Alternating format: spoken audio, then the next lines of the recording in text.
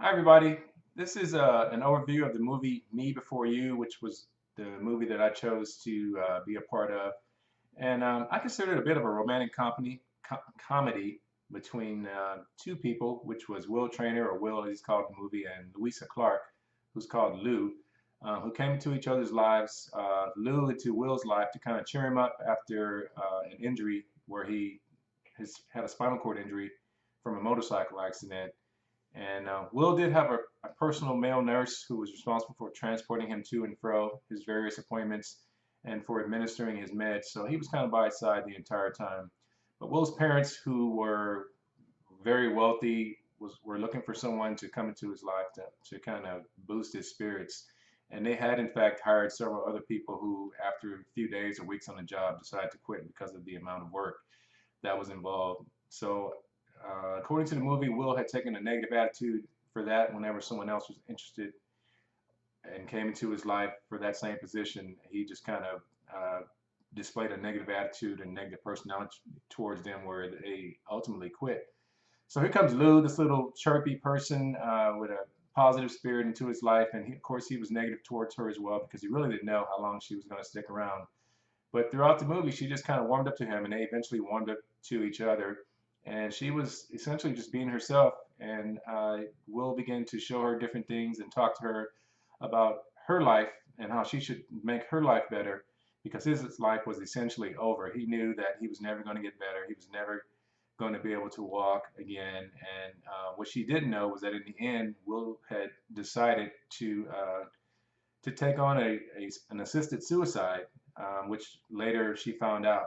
And she did a pretty good job in the movie of sticking with him and trying to boost his spirits. They took several trips together, they attended a movie together, and she was essentially letting him know that, hey, I'm here for you.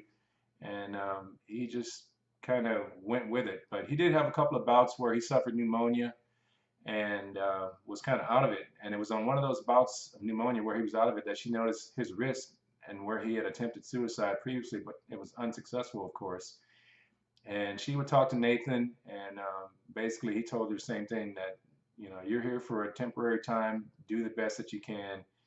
And that was really it. Now, what I thought was ironic about the movie was that Will was encouraging Lou to get her life in order so that she could have a life, and that while his life was kind of coming to a closure of sorts, she should better herself and um, people that were in her life to use them to the best of her ability and to draw close to them, being her parents, her sister. And Lou did have a boyfriend named Patrick who was involved in athletics and involved in running a lot. And because he was so focused on that, and I'm talking about Patrick, that he ultimately pulled away from her and focused more on that. And I thought the irony in that was similar to Will's, where that Patrick focused more on the sports and running and kind of deserted Lou and kind of took away from their time together as a couple. And she saw that at the end and used it to draw closer to Will. And so basically, in the end, he did, in fact, decide to go forward with the suicide. And when Lou found this out, of course, she was devastated because she had realized basically that all this work she put into getting to know him better was going to come to an end. And of course, she was devastated and had quit the job. But her parents and her sister encouraged her to go ahead and go to Switzerland, which is where the procedure was going to be done, and which she did. And ultimately, he had set some things in place for her father, who had gotten laid off from a job.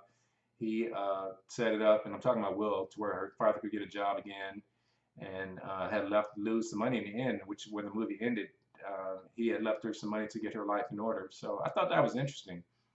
But as far as the disability goes, the way I look at it, in terms of from a counselor aspect, I really don't know how I would deal with it if I had a client who had chosen to or was making a decision to take their own life or just to just give up on life. I mean, I think if I had was knowing that in person, um, I'm not sure at this point what I would do. I mean, of course, I would be professional and do my job. You have to do that because that person is your client. But to know that at some point that person would give up and quit, for me, that raises a valid concern for me. And at this point, I really don't know how I would do with that. So again, it was a pretty good movie. I learned a lot, and it opened up my eyes to some things. And again, I'm a little unclear on how I would proceed, but it's definitely something that I could think about moving forward. I'm still young in this career, and I'm still going forward, of course, but it's something to consider. So that's my take on the movie Me Before You, and I'm looking forward to reading your own overviews to try to draw from that and to see what your take on the movie was and to kind of go from there.